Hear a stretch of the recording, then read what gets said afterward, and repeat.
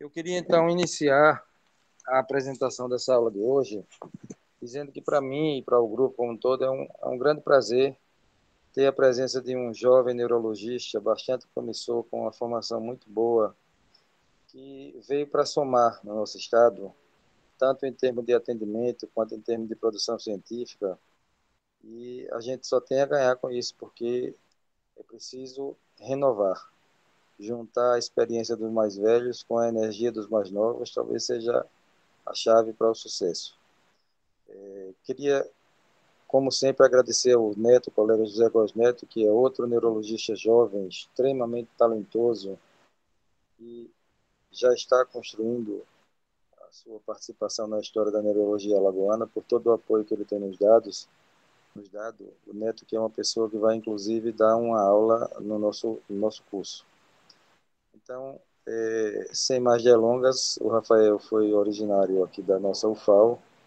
Ele fez a residência médica dele lá no Hospital das Clínicas da USP, fez também a sua residência em Neurofisiologia Clínica e depois fez um curso prático lá no Vídeo EEG, que o Vídeo EEG é digamos assim, o ápice da formação da eletroencefalografia.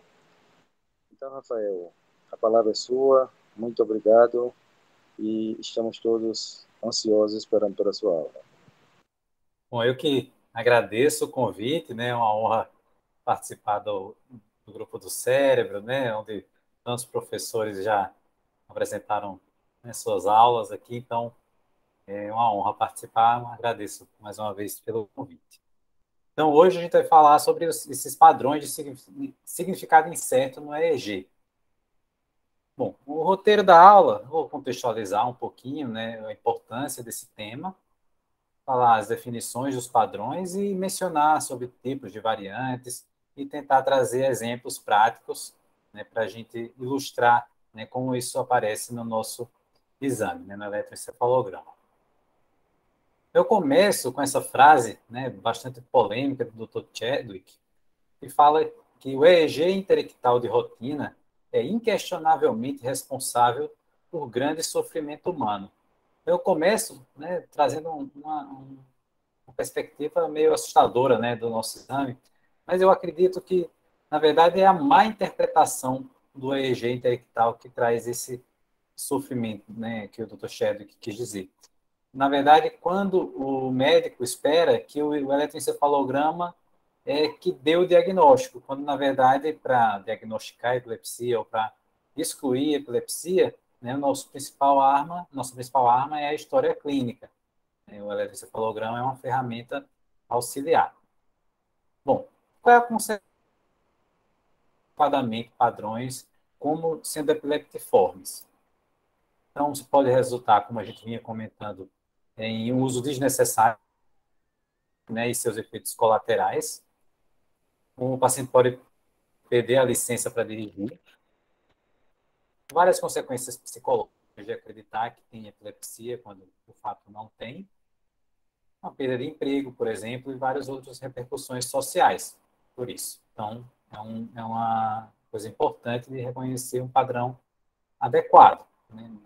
Dar um significado adequado para cada padrão.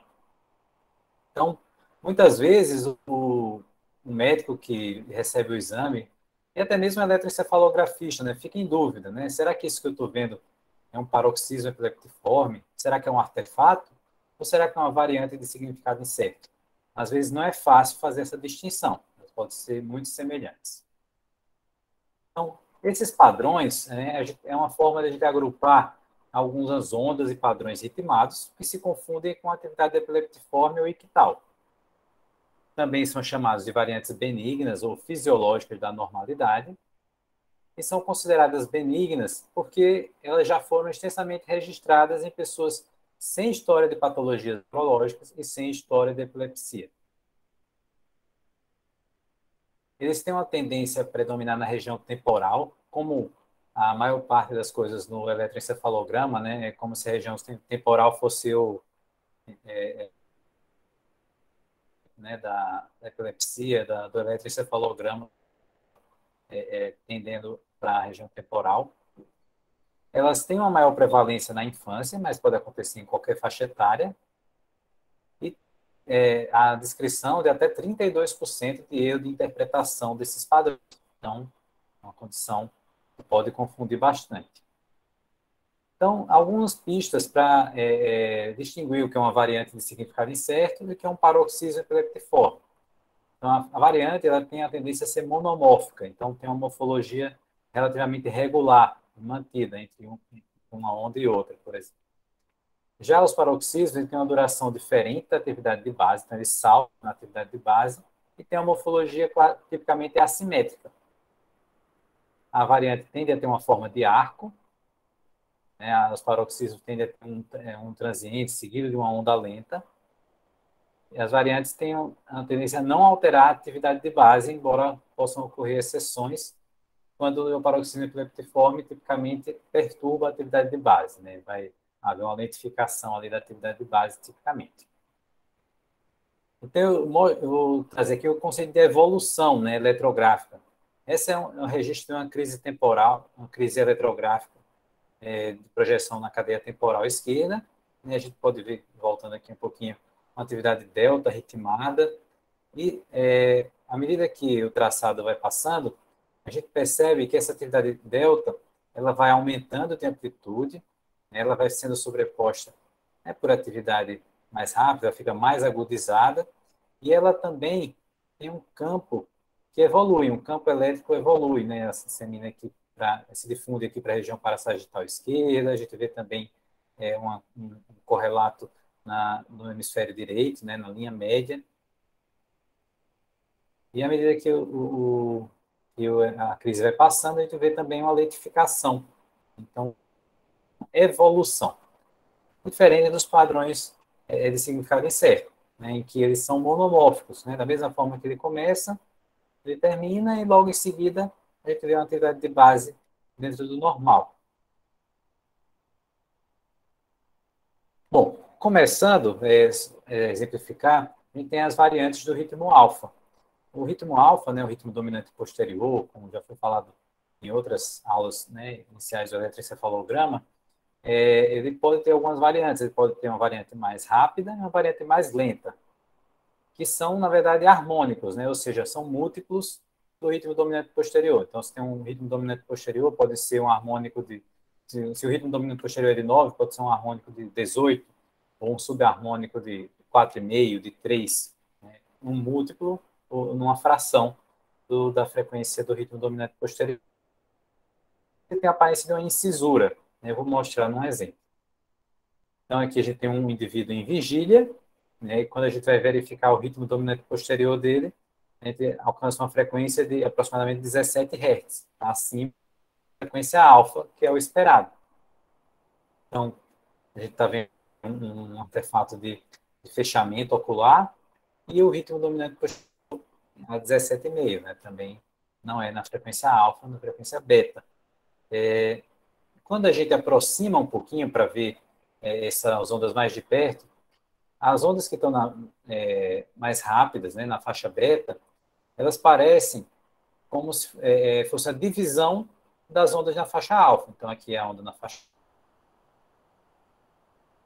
Houvesse a junção de duas ondas num campo harmônico acima, né, múltiplos.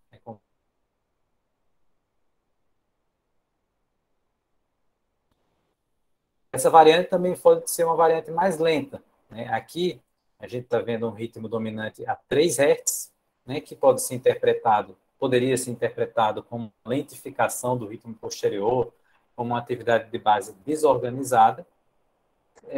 Andando mais um pouquinho no traçado, após o fechamento ocular, a gente vê um trecho com um ritmo dominante posterior aqui a 9 Hz, né, que seria um ritmo dominante posterior adequado. E mais para frente, esse ritmo dominante posterior volta a ser 3 Hz, né, então uma fração, uma variante alfa lenta. Então, a gente tem que ter muito cuidado sempre que for interpretar uma lentificação do ritmo posterior, que não pode ser uma variante alfa lenta, uma variante da normalidade. Então, novamente, dando uma aproximada nessa onda, embora seja uma onda na faixa delta, né, a 3 Hz, a gente vê que ela é composta por várias pequenas ondas, né, que são um campo harmônico dessa onda delta, né? Então, uma onda, enfim, são várias ondas compondo outra onda maior. Outra variante, né, é o ritmo de falha óssea, né? Estou trazendo os termos conforme o novo glossário está trazendo, sugere. Então, os sinônimos, que acho que são até mais conhecidos do que o termo ritmo de falha óssea, são ritmo de fenda ou ritmo de brecha. O que é isso? A gente vê uma morfologia mais agudizada da atividade de base e uma maior amplitude na faixa beta, quando o campo adjacente a uma falha óssea. Por exemplo, o paciente que fez uma craniotomia ou um paciente que teve uma fratura craniana, né? Então, a gente faz uma falha na calota craniana e a calota craniana ela age como um filtro, né, no nosso eletroencefalograma. Ela age como um filtro de alta frequência. Então, quando há uma falha, é como se a gente deixasse passar mais ondas numa frequência mais rápida e isso resulta numa morfologia mais agudizada e de maior amplitude. Então, eu trago aqui um exemplo de um paciente num pós-operatório do meningioma parietal esquerdo e quando a gente olha para a atividade na região parietal esquerda, a gente vê, comparando com a região parietal direita, né? Então, aqui é uma montagem longitudinal bipolar, cadeia parassagital esquerda, cadeia parassagital direita, temporal esquerda, temporal direita e a linha média. E a gente vê que a região parietal esquerda tem uma amplitude maior do que a correspondente da região parietal direita, embora a frequência seja a mesma, a frequência alfa. Então, mostrando uma falha óssea, né? Então, uma morfologia mais agudizada, uma frequência rápida, né? A gente não vê maior teor de ondas lentas, né? Não é esperado. Né? Quando há mais ondas lentas, quer dizer, reflete uma desorganização, né? Porque o nosso crânio é um filtro de atividade rápida, não era esperado. Então, um ritmo de falha óssea. Aqui a gente está vendo na montagem referencial, estou comparando aqui a amplitude na região parietal esquerda maior e mais agudizada em relação à região parietal direita, devido a essa falha óssea. Esse é um exemplo que eu trouxe de um artigo, né, um ritmo de falha óssea que poderia ser confundido com polispículos, né, com paroxismos epileptiformes agrupados, quando na verdade é só uma morfologia mais agudizada por essa falha óssea, uma variante da normalidade. Bom, outra variante é o teta temporal rítmico da sonolência, o teta temporal da sonolência, e previamente usados esses termos descarga médio-temporal rítmica ou variante psicomotora, que se acreditava ser relacionado a um tipo de crise epilética psicomotora, mas algo que foi comprovado que não é verdade. Então, não se encoraja mais esse uso, esse termo variante psicomotora. Pode estar presente em meio até 2% dos adultos, prevalece no sono e na sonolência, como o próprio nome diz, na atividade rítmica na faixa teta, né, como o próprio nome diz também, a 5, 7 Hz e monomórfica. E vai ter uma amplitude máxima nas derivações temporais médias, né, média temporais. Pode ser bilateral e assíncrona, pode ser assíncrona também, ondas na forma de arco, afiada ou planas, e pode ter uma duração tão curta, de segundos a minutos, prevalecendo em adultos e adolescentes jovens. Adolescentes e adultos jovens. Então, esse é o exemplo que eu tinha mostrado. Então, nas cadeias temporais, temporal esquerda, temporal direita, a gente vê ondas na faixa teta, monomórfica, né, da mesma forma que começa, né, é uma morfologia bem semelhante, né, durante toda a duração dela, predominando nas regiões temporais, às vezes até um pouco mais agudizada, às vezes ela faz como se fosse uma chanfradurazinha, um padrão de teta temporal rítmico da sonolência, é uma variante da normalidade. E aqui é uma forma mais prolongada, né, durando aí 10 segundos, né, em alguns trechos até também mais agudizado, também teta temporal rítmico da sonolência. Aqui eu coloquei na montagem referencial com CZ, mostrando também essa característica mais monomórfica desse padrão. Aqui é um outro exemplo, né,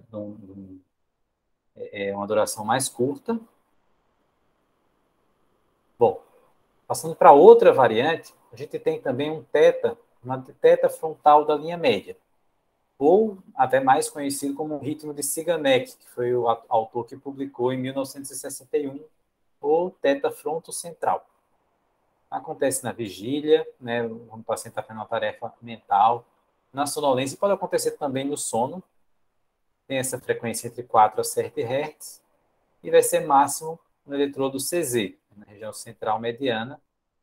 Alguns estudos, até com magnetoencefalograma, mostram que a fonte desse ritmo é no córtex frontal mesial e no cíngulo anterior.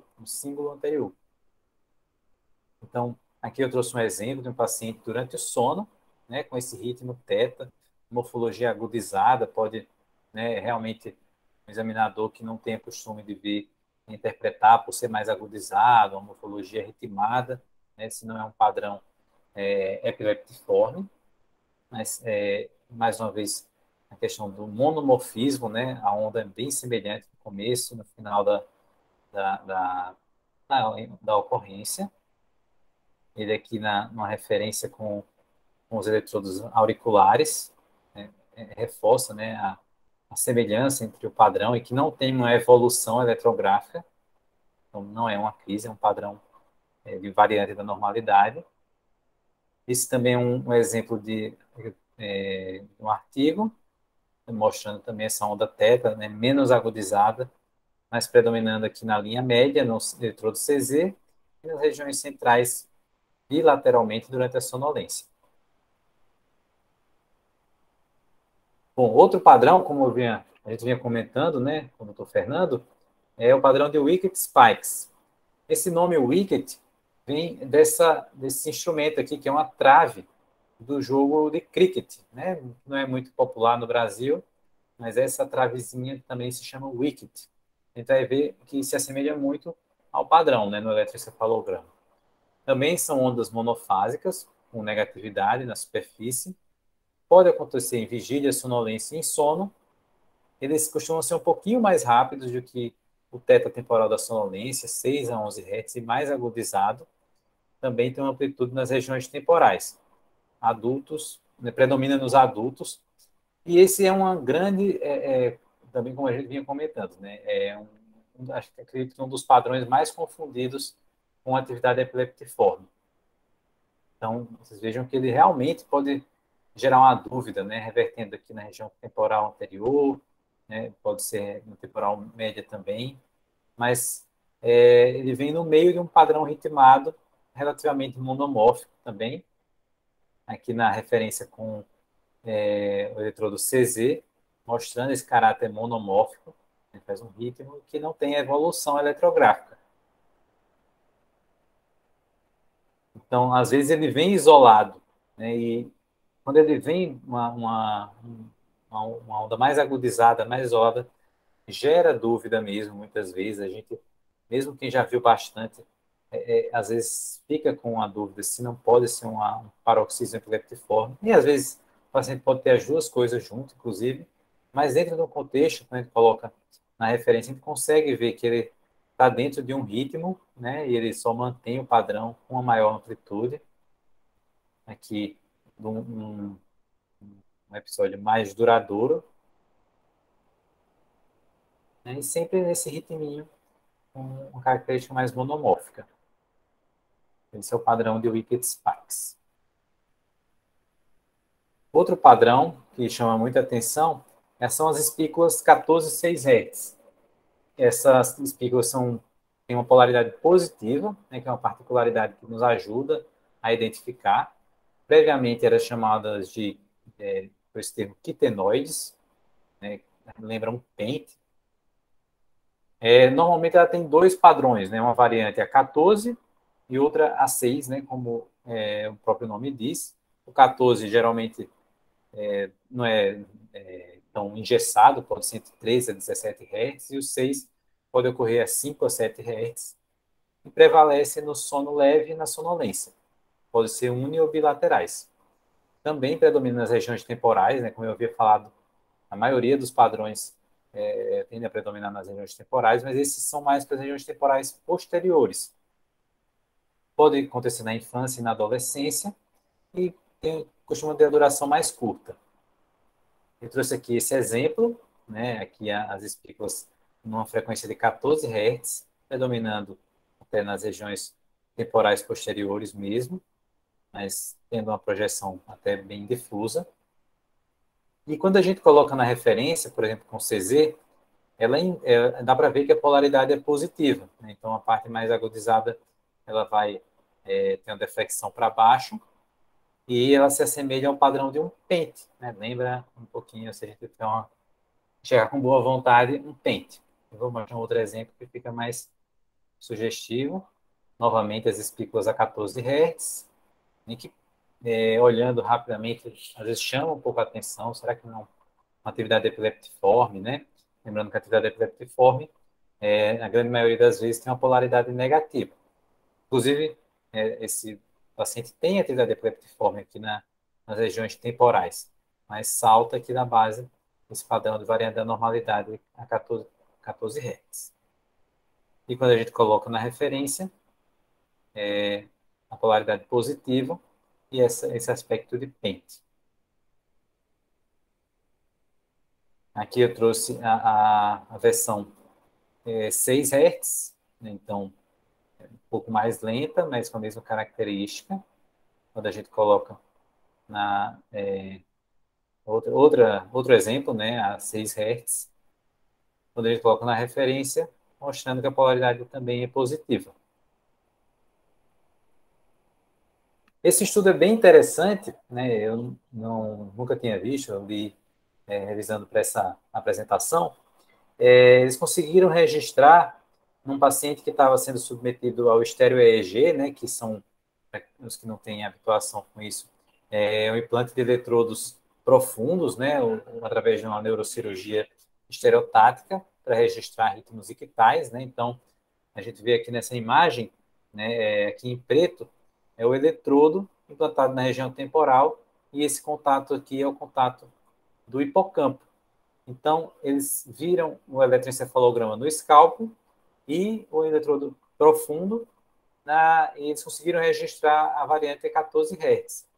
E eles conseguiram identificar que isso não era um padrão ictal, porque as descargas desse paciente eram bem irregulares, né, e saltavam, além das descargas, ele tinha esse padrão de variante da normalidade 14 Hz.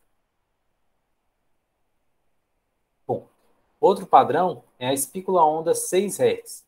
Também é um termo mais desaconselhado, mas previamente chamado de espícula onda fantasma, ou phantom. Acho que é até mais conhecido por esse nome, que é hoje desaconselhado. Também tem uma duração mais curta, lembra uma espícula onda lenta, mas tem essa frequência mais característica, mais rapidinha, de 5 a 6 Hz, e a espícula ela tem uma baixa amplitude, né? Geralmente abaixo de 25 Hz. Por isso que é uma espícula fantasma, né? Ela quase não aparece. Pode acontecer em crianças e adultos, na sonolência e no sono leve. Pode ter projeção difusa e pode predominar nas regiões anteriores ou posteriores. Parece ter dois tipos, né? É como se é a mesma variante, mas tem dois tipos de apresentação. A variante, o tipo 1, né, que acontece na vigília, tem uma amplitude mais alta, uma localização mais anterior e predomina no sexo masculino. E o tipo fold, que predomina no gênero feminino, de localização mais posterior, de baixa amplitude e na sonolência. Então, mostrando alguns exemplos aqui, é mais um padrão que muitas vezes confunde. Então, a gente vê aqui, predominando nas regiões posteriores, uma espícula seguida de onda lenta, né, uma espícula de baixa amplitude seguida de onda lenta, tem uma projeção até bem difusa, mas predominando nas regiões posteriores. Que é outro exemplo, realmente uma amplitude bem baixinha, né, e lembra mesmo o complexo espícula-onda. Esse é outro exemplo, né, de um artigo, novamente mostrando esse padrão de espícula seguido de onda lenta, com a frequência de 5 Hz, desculpa, de 6 Hz, espícula-onda 6 Hz, mas pode também ter uma variaçãozinha, 5 a 6 Hz. Bom, Outro padrão, que por vezes confunde, são esses small sharp spikes, né? Pequenas ondas agudas. E também tem outros nomes, entre eles PETs, tem sido um outro termo desaconselhado, né? Transientes epileptiformes, benignos do sono. E esse termo tem sido desaconselhado principalmente pela característica epileptic ser interpretada como sendo um padrão epileptiforme, enfim, levar a uma interpretação errada.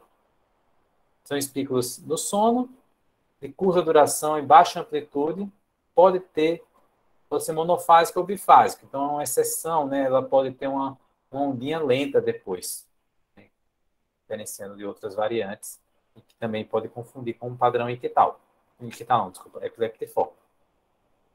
Mas a gente vê que ela não perturba a atividade de base, desaparece no som de ondas lentas e acontece principalmente nos adultos, nas regiões, mais uma vez, temporais.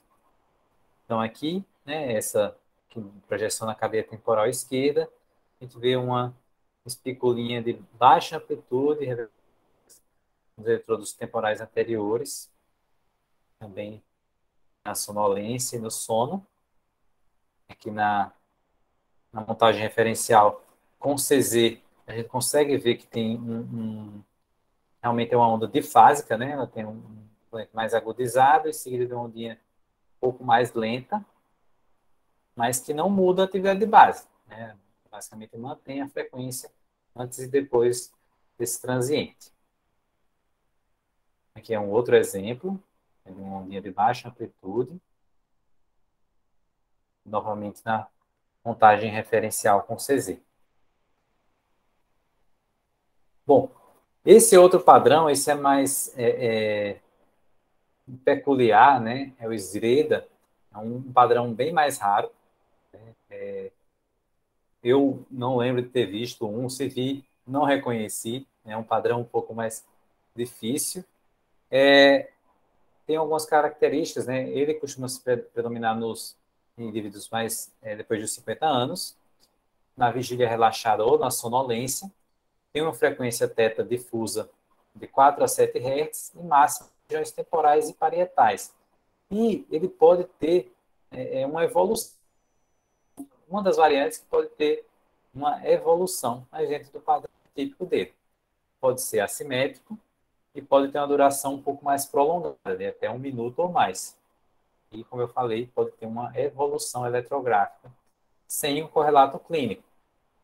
Então, eu trouxe esse exemplo de livro, né, o SREDA, né, as ondas teta de projeção difusa, e que, novamente, né, parece ser, nossa, para quem vê esse padrão da atividade de base, parece ser um padrão mais lento, né, mas esse paciente estava normal, ele foi testado, conforme relatado, e o paciente estava normal, né, não estava nem sonolento, nem nada. Um padrão teta ritmado, prolongado. Bom, e um pouco mais recente, né, descrito, uma descrição até bem recente, 2018, né, esse artigo de 2020, um padrão do ritmo de texting rhythm, né, então, de digitação, né, da pessoa que está usando o smartphone. Então, hoje em dia, o paciente vai fazer o eletroencefalograma, né, a gente nem terminou o exame, ele já está mandando mensagem, né, para o acompanhante, para o médico que já está terminando de fazer o exame.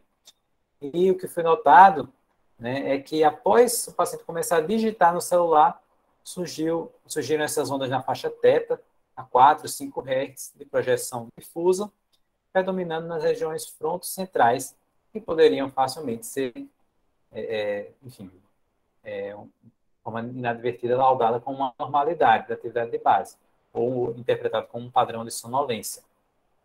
E aqui a gente vê que quando ele para de digitar no celular, esse padrão some. É algo que nós eletroencefalografistas provavelmente vamos ver cada vez mais frequentemente.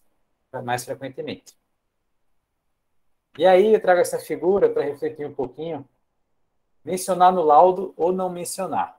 Eis a questão. Então, acho que passa na minha cabeça, e acredito que de vários colegas, né, se a gente deve ou não mencionar a presença dessas variantes da normalidade no laudo. Claro, é um padrão normal, né? Então, teoricamente, a pessoa que recebe esse laudo deveria interpretar aquilo como um exame normal e seguir a sua conduta dentro de um exame normal. Mas a gente sabe que muitas vezes quem recebe esse exame, né, quem vê essa imagem muitas vezes agudizada, com reversão de fase, né, pode interpretar aquilo ali como o eletroencefalografista não viu isso, não laudou, deixou passar essa alteração aqui, né, e, enfim, optar por tratar esse paciente, né, mudar a sua conduta. Então, muitas vezes, bate um pouco de receio de mencionar isso no corpo do laudo. Mas eu quero ouvir a opinião de colegas também sobre isso, a experiência com situações semelhantes. E aí eu trouxe um pouco aqui do glossário, né, que saiu recentemente, agora esse ano, né, em que eles, nas sugestões de laudo, eles colocam lá a descrição de variantes da normalidade. Né? Claro que cada um, né, que sabe, né, a população para quem você vai laudar enfim, o que todos nós queremos, no final das contas, é que o paciente receba o melhor tratamento, a melhor conduta possível. Então, dessa apresentação, eu queria deixar algumas mensagens finais, né, que os erros na interpretação do eletroencefalograma podem trazer prejuízos ao paciente. Então, como qualquer exame complementar, né, uma interpretação inadequada pode trazer uma conduta inadequada. Sempre que a gente der com um padrão epileptiforme, a gente observar um padrão epileptiforme duvidoso, considerar a possibilidade de uma variante da normalidade. Eu, muitas vezes, mesmo que não seja um padrão descrito, né, às vezes a gente vê algumas alterações, alguns padrões mais esquisitos, né, que chamam a atenção, mas que você não consegue dar um nome. Mas um dos autores, né, que escreve bastante sobre específico no laudo do EEG, né, o Dr. Tatum, né, o Tatum, não sei como pronuncia, ele fala até da regra dos 2 minutos. Então, se você está ali a 2 minutos olhando para um transiente e não sabe dizer se ele é epileptiforme ou não, provavelmente seria melhor considerar como uma alteração fisiológica e não laudar como uma normalidade. E, na dúvida, é importante ter um neurofisiologista da sua confiança para discutir, seja você um neurologista assistente, ou seja você um neurofisiologista também, né? Que muitas vezes é importante você ter a opinião de um colega de confiança para discutir, né, os exames mais complexos. Bom, eu gostaria mais uma vez de agradecer o convite e estou à disposição para debater, discutir as dúvidas, ouvir aí o que o doutor Fernando tem a dizer também sobre a experiência com as variantes da normalidade. Rafael, parabéns, sua aula foi muito boa, muito esclarecedora em um assunto que é repleto de nuances. Uma das nuances é que essas variantes, elas têm baixa epileptogenicidade, muito baixa, mas tem um pouco mais de epileptogenicidade do que se não existissem. Por exemplo, small sharp spikes acontece muito mais em epilepsia do lobo temporal do que em pessoas que não têm epilepsia do lobo temporal. Mas é preciso deixar claro que isso não é um padrão interictal dessa epilepsia, é apenas um marcador de que talvez tenha mais coisas. Então, o primeiro ponto é a gente não hipervalorizar, mas também não menosprezar de todo. Wicked spikes, por exemplo, é muito mais comum em pessoas com enxaqueca, em pessoas ansiosas, mas dependendo da morfologia, dependendo da frequência com que aconteçam, pode sinalizar que pode haver concomitantemente uma atividade irritativa com uma frequência maior do que o acaso. Então, é verdadeiramente uma atividade que acho que o termo mais correto mesmo é essa de significado incerto. Acontece que se você coloca no laudo significado incerto dá a impressão que você é uma pessoa insegura. Então, eu sempre descrevo a alteração como uma alteração de baixa epileptogenicidade. Em alguns casos, muito baixa, em outros casos, eu coloco apenas baixa. E que ela não é suficiente para caracterizar uma alteração claramente patológica. Você falou uma coisa que eu achei interessantíssima, realmente, é descrever ou não descrever. Por exemplo, nessa pessoa que eu falei com você antes de começar a aula, que ainda ontem eu vi a pessoa foi fazer um eletroencefalograma para concurso e tinha Wicked Spikes. Wicked Spikes muito evidente. Eu conversei com ela, eu expliquei para ela, eu me certifiquei com ela, eu conversei com ela, perguntei sobre se já tinha tido algum tipo de crise epiléptica, ela me disse que não. Eu expliquei todo o significado para ela e eu não descrevi. Eu fiquei assim meio, puxa vida, talvez eu tivesse descrito, mas a chance de criar problemas para ela no concurso era tão alta que eu não me arrependo de não ter descrito, porque eu conversei com ela. Com certeza. Se eu não tivesse conversado com ela, eu tinha descrito, sim. Eu tinha descrito e tinha colocado todas as ressalvas de que é um padrão de baixa epileptogenicidade. De todas essas variantes que você descreveu muito bem, eu queria uma vez mais lhe parabenizar, porque não é fácil descrever bem isso, e você foi muito feliz em todas as suas descrições, mas a que eu acho que é mais confundidora de todas, porque parece realmente um padrão ictal, é a variante psicomotora. E ela é um pouco mais complicadora porque ela acontece mais em pessoas com transtornos mentais. Então, eu lembro de uma paciente que eu tinha que era psicótica e ela fazia uns episódios em que ela não chegava a ter alucinação nesses episódios que eu estou falando, mas ela ficava muito eufórica e talvez pudesse classificar como um delírio de se achar uma pessoa muito especial. E eu conheci essa paciente porque vi o eletro dela. A gente que faz o eletro, a gente deve evitar o contato com o paciente que não é nosso, porque acaba criando problemas éticos, dá a impressão que você quer angariar o paciente para você. Mas essa paciente eu fiz questão de conversar.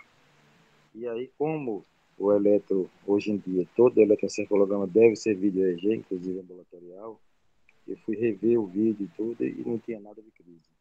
Mas foi uma descarga que durou uns 3 a 4 minutos. Parece um desenho, a variante psicomotora, assim, quando ela é típica, ela é muito, muito marcante, porque você não tem como dizer que não viu. E a gente, com a experiência, claro, a gente vai pegando essas mães, por exemplo. Você descreveu bem, essas variantes, elas não impactam na atividade de base. Isso é uma coisa essencial. Essas variantes, como aliás também as atividades irritativas, mesmo que não sejam do lobo temporal, elas são mais projetadas no lobo temporal.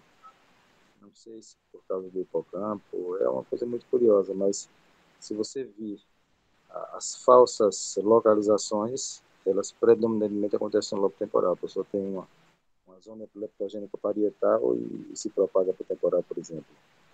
Então é muito importante. E a outra coisa que eu achei, você foi muito feliz também, você descreveu uma coisa que quase que é um resumo da ópera. Essas variantes, claro que não são todas, mas elas tendem a ser monomórficas e tendem a ser arqueadas. É uma coisa curiosa. Uma que você não falou assim com muita clareza, falou, mas com outro nome, assim, a hipersincronia hipnagógica. Às vezes a hipersincronia hipnagógica vem entalhada e se você não souber que isso pode acontecer, você diz, isso aí é uma ponta-onda que uma ponta frustra. Então, essa caracterização é muito importante. Mas eu vou parar por aqui, porque a sua aula, por si só, foi autoexplicativa. Você foi muito feliz, você mostrou com muita clareza. Uma vez mais, parabéns e obrigado por atender o nosso convite. E quero dizer aos colegas, Eu que mais logo, agradeço mais uma vez. que fiquem à vontade para perguntar, porque o Rafael está aí para responder realmente. E como ele tem Claro, não é da idade de vocês, mas também não é da minha. Então, tem uma linguagem mais próxima de vocês, vocês podem ficar à vontade para perguntar o que quiserem, não é isso, Rafael? Vou ficar à vontade, estou aí Eu, para discutir. boa noite. Doutor Fernando, eu já acompanho mais ou menos no dia a dia da residência. Eu queria saber do doutor Rafael se nos seus laudos você registra essas variantes da normalidade. Tudo bem. Então, Pedro, essa é um debate, né, que acho que não tem resposta. A orientação, né, se a gente for seguir ao pé da letra, o que é que a orientação formal, né, tem um glossário do eletroencefalograma, é que essas variantes devem ser descritas. Mas eu já tive experiências negativas de descrever uma variante dessa e ver que o paciente, né, foi medicado, né, enfim, interpretando, apesar da gente descrever claramente que é uma variante da normalidade, e a pessoa pegar e dizer, não, esse eletroencefalografista está vendo, enfim, não está vendo a normalidade, e aí eu vou dar uma carbamazepina mesmo. Então, quando em algumas situações eu descrevo, normalmente eu descrevo no corpo do texto, né, porque, assim, tá lá, durante a sonolência, registradas ondas na faixa teta, monomórficas, projeção na região temporal, compatíveis com teta rítmico temporal da sonolência, é, entre parênteses, uma variante da normalidade, e na conclusão coloco uma atividade normal, né? Ou, por exemplo, às vezes você vai fazer um exame, né, um vídeo EEG mais prolongado, e você vê que o motivo do paciente ter ido exame é porque foi vista uma atividade epileptiforme, digamos, na região temporal, e você olha, poxa, talvez o que descreveram como atividade epileptiforme era uma variante da normalidade. Então, nesses casos, eu acho, assim, é essencial, né, que seja descrito, né, e esclarecido que é uma variante da normalidade. Mas nem sempre eu relato. Quando é assim, uma atividade de assim, uma baixa incidência e que eu sinto, assim, pelo pedido, né, que a chance de eu causar problemas para o paciente é maior do que de causar benefício, né, muitas vezes eu não relato no corpo, mas quando eu relato de uma forma bem explícita, de que é uma variante da normalidade, meio que não se preocupe com isso. É interessante isso, viu, Rafael? Eu concordo com você. Eu, particularmente, quando eu, na quase totalidade dos casos, eu descrevo, a exceção dessa paciente do concurso de ontem, mas eu sempre eu me coloco no lugar de quem vai ler o laudo. Que uma das coisas mais desagradáveis para o médico é o paciente perguntar, doutor, o que foi que deu? E você dizer, poxa, eu não sei o que deu. Então, você tem que pensar no que o outro vai receber. Então, eu sempre descrevo e embaixo eu coloco comentário ou observação. Essa variante tal ou qual, ela tem uma baixa leptogenicidade, é uma variante não habitual. Eu não gosto de usar o termo inabitual porque é um anglicanismo meio que foi traduzido para o português de uma maneira meio errada, porque não existe esse termo inabitual em português.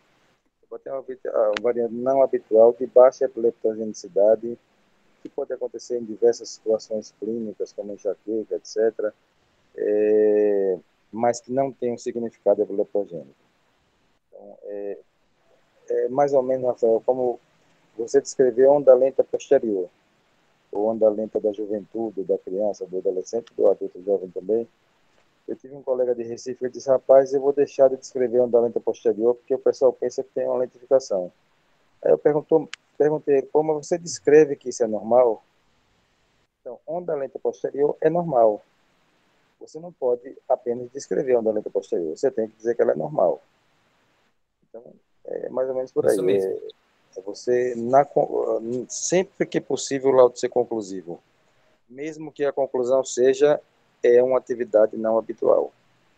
Mas você tem que passar para o médico que está recebendo exatamente o que você está pensando. Senão, ele vai querer adivinhar. E daí a chance de uma má interpretação é muito grande.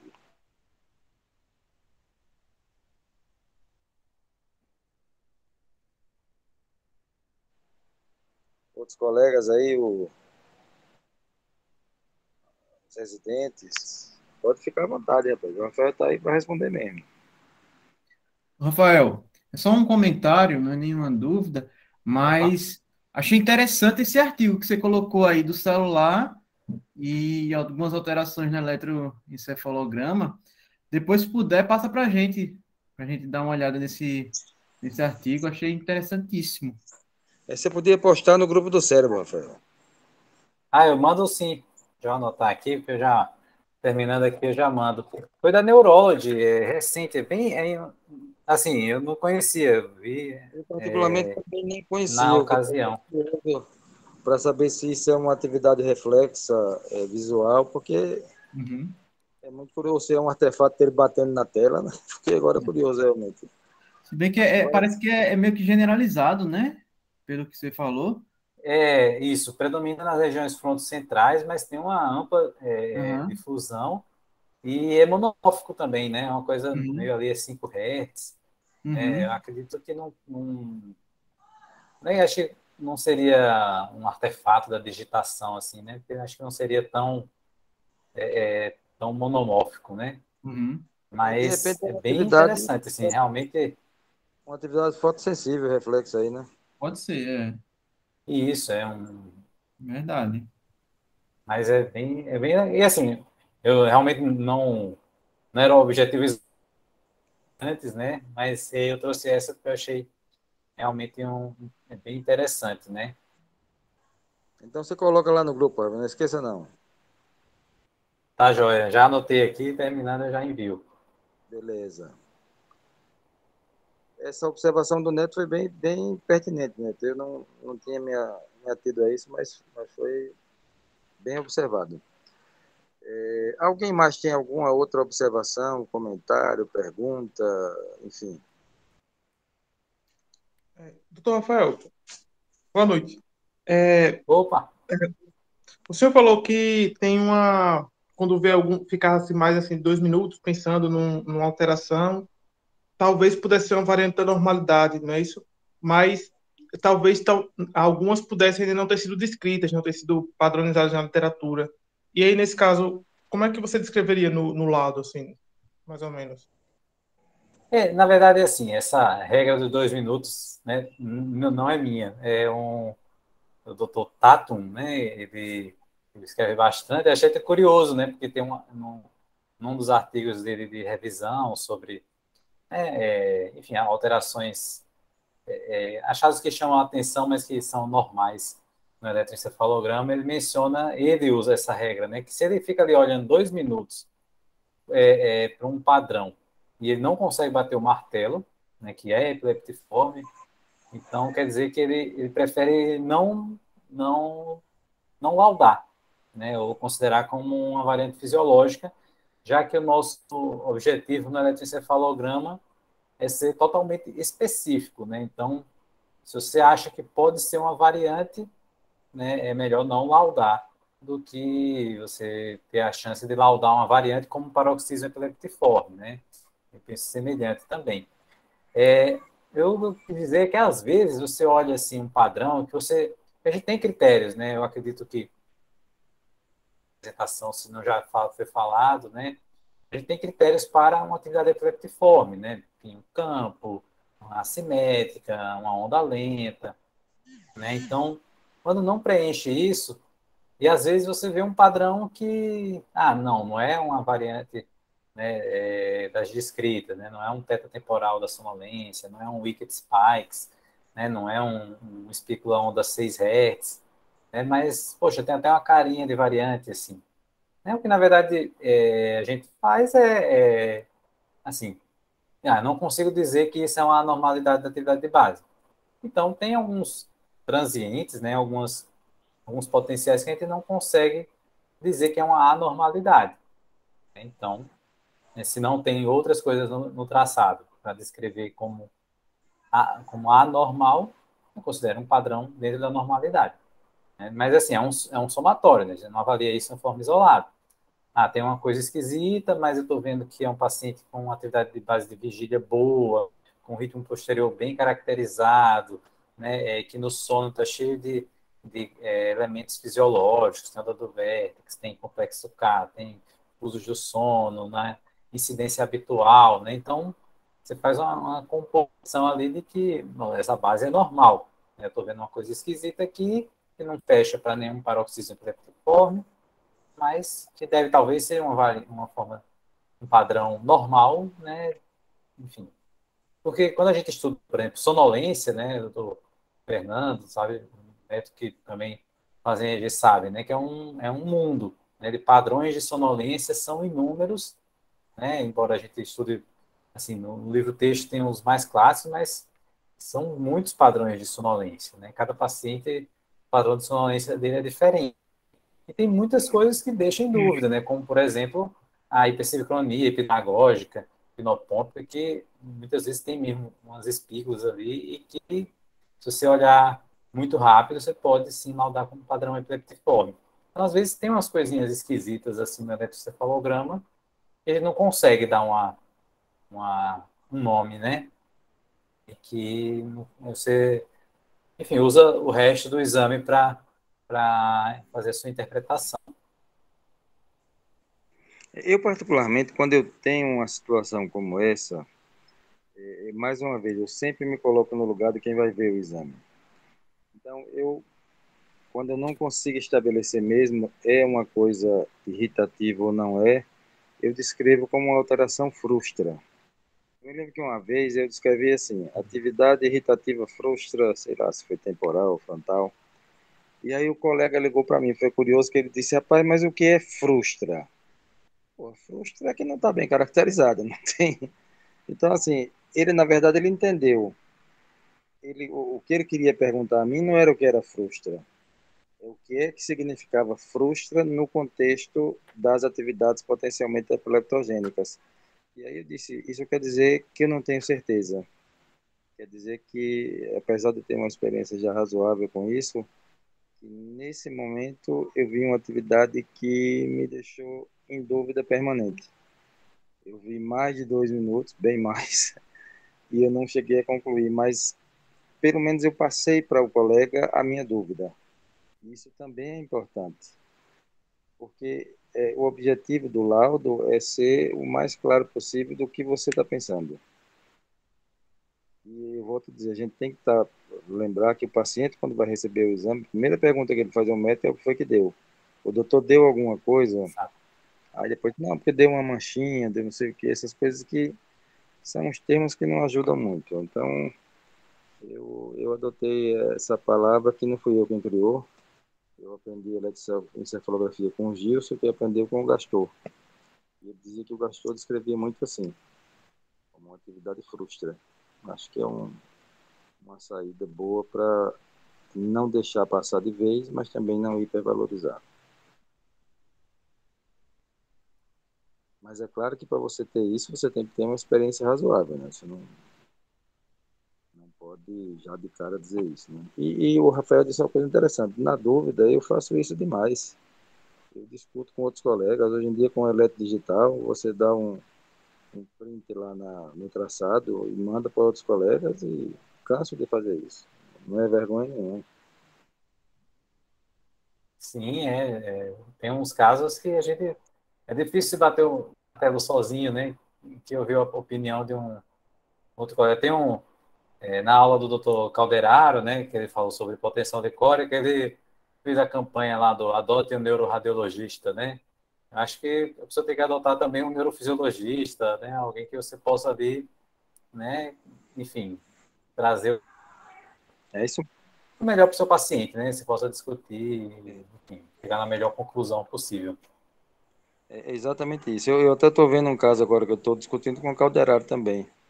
O camarada que tem meningite de Mollaret, que é essas meningites assépticas de repetição, e ele faz permanentemente, inclusive fora do período da meningite, um quadro de hipertensão intracraniana benigna. E tem também uma infecção crônica por herpes labial e por cândida. Então, quer dizer, não me diminui nada eu pedir a opinião do Calderaro, muito ao contrário, para mim é uma fonte de aprendizagem e a gente cresce assim mesmo. Bem, pessoal, alguém mais tem alguma questão a fazer? Rafael, quer comentar mais alguma coisa? Acho que, bom, eu sigo à disposição aí, gente. O que precisarem, se surgir alguma dúvida depois, tá no meu contato aí, Certamente, é fácil de me achar. certamente a gente depois vai chamar o Rafael para outras atividades. Queria uma vez mais agradecer, Rafael, pela sua presença, pela sua contribuição. E você tem muito a fazer pela neurologia lagoana, pela neurofisiologia clínica. E boa noite a todos. Já tenho aqui a Kisha colocando que foi uma aula excelente. Quero desejar uma boa noite a todos e antes dizer que na terça-feira terá uma aula de epilepsias benignas da infância com a doutora Deise Dalboni, que é neuropediatra. Uma neuropediatra de formação muito boa e vai ser muito legal essa aula porque ela também tem muitas nuances e às vezes esse nome benigna não é tão bem aplicado assim. Então, apesar de ser da infância, eu acho que vale a pena todos os colegas assistirem. Boa noite a todos Excelente. e um excelente Páscoa para todo mundo. Boa Páscoa a todos, uma boa noite. Boa noite, boa noite. Boa noite, obrigado, pessoal.